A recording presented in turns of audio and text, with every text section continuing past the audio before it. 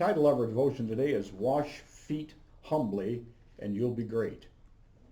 The conundrum.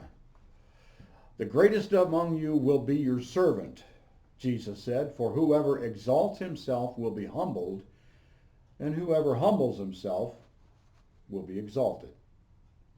During the American Revolution, a man in civilian clothes rode his horse past a group of soldiers repairing a small defensive barrier.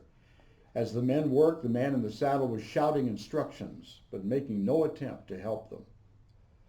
A uniformed rider who had been watching him came up to him and asked him why. The rider responded with dignity, "Sir, I am a corporal." The stranger apologized, dismounted, and proceeded to help the exhausted soldiers himself. The job done, he turned to the corporal and said, "Corporal, the next time you have a job like this and not enough men to do it, go to your commander-in-chief and I will come and help you again." It was none other than General George Washington.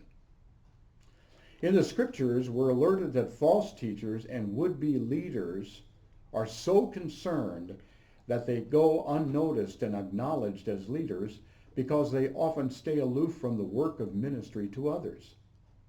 Why, if I participate in such menial work that's beneath my qualifications, no one will know I'm the leader.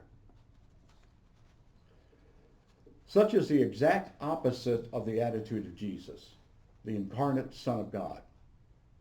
This one took the very form of a servant, the scripture says, subjected himself to insult, unjust suffering, and even death. Why? For the sake of others. The Son of Man did not come to be served, but to serve, and to give his life as a ransom for many. That was Jesus' rationale.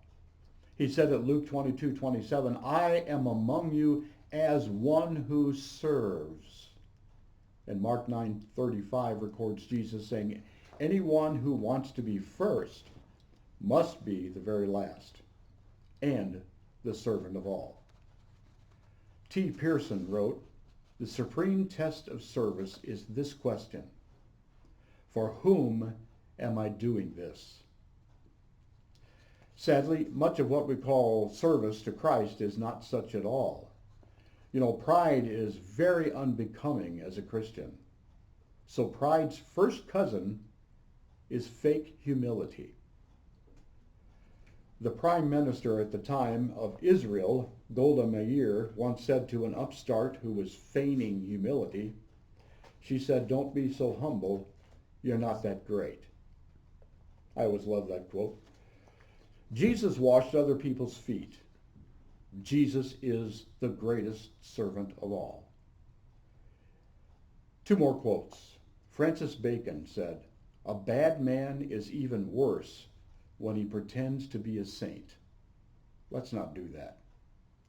And an unmarried author, or an unnamed author, read that wrong, "The smallest package in the world is a person wrapped in himself." Good day.